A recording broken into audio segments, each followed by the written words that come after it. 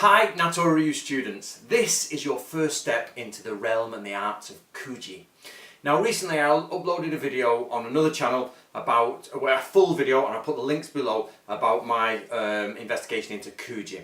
And in Natori Ryu, Kuji does appear. So you get two Kuji Kiri and Kuji In. We're dealing with Kuji Kiri here, that's cutting the grid. Now Natori Ryu does have multiple versions of Kuji, and they are very, very complicated and very in-depth.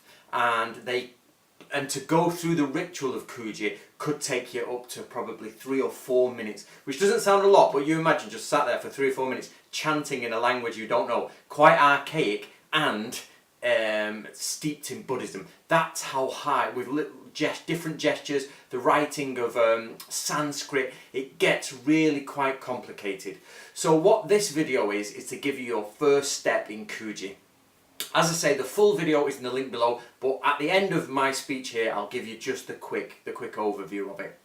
So what do we use Kuji for? Right, Kuji is there to dispel evil spirits, to dispel bad luck, to sort of help you, spiritual guide on your journey, if you like. So if you know you're going to do something you're a bit wary about, then you perform Kuji.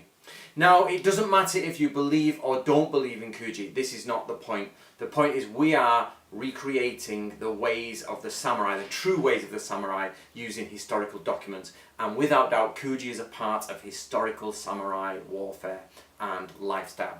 So no matter whether you're doing it for reenactment, whether you're doing it for your spiritual beliefs, or whether you're doing it to pursue history, or whether you're doing it to improve your mind, or follow the path of the sage and study and learn, it doesn't matter. Whatever your reasons are, you can do it. Now there are a few things you should know. First of all, never ever do Kuji towards your Kamidana or your the Buddhist altar. Never do that. That is because remember, Kuji is about banishment of evil, or banishment from spirits and things like that. So doing it towards the altar is basically sending away your protective ancestors and sending away those gods that protect you and banishing them from helping you. So you worship them at one point and then banish them the next moment. It's a total clash of understanding of Japanese culture, so don't do it. Don't ever do it. I nearly made the mistake in the temple because I didn't understand that, and the monk said to me, Yamamoto-san said, no Anthony, you don't do that. So to perform this, wake up in the morning, face south, so find south in your direction. If you have an altar, it's opposite the altar, so it doesn't matter if it's south, north, east, west. If the altar is in your room, then you put the altar to your back and you face opposite it, because you banish the evil with the protection of the gods behind you. Okay? So every morning you wake up and you Rin Pyo To Sha Kaijin Retsu Zai Zen. As I say, it's at the end. I'll give you the full rundown. But basically, as a Natori Ryu student, just get used to doing this. So wake up in the morning, face south or away from your altar, banish the spirits, and then get on with your day. Now the reason, as I said before, it doesn't matter if you believe or don't believe, it's the point, if you're doing it from a historical point of view, you can learn them and understand.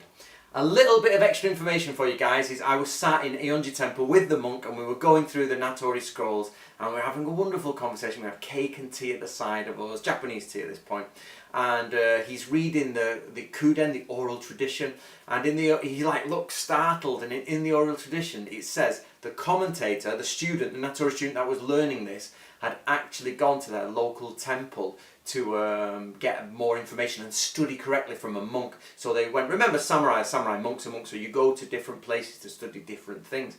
So it says the student of Natori basically went to the monk to study, and the monk Yamamoto was teaching me, and I was at Eonji studying, so he was like, oh, this is amazing, it's like history repeating itself. So it was one of those moments where we were both like, yeah, that's excellent.